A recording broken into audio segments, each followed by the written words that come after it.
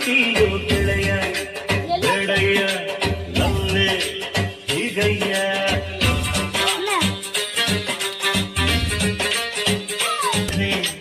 ಹಾಗಯ್ಯ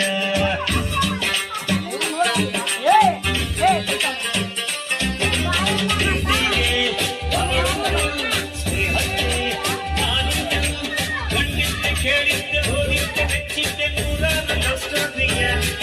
ಅದು ಹುಲ್ಕಟ್ಟಿ ಆಗೋಯ್ಯ ಫಾರ್ಮಸಿ ಹೀಗೆ ಅವಳು ಸ್ನೇಹಕ್ಕೆ ನಾನು ಕಣ್ಣಿದ್ದೆ ಕೇಳಿದ್ದೆ ಸ್ವಲ್ಪ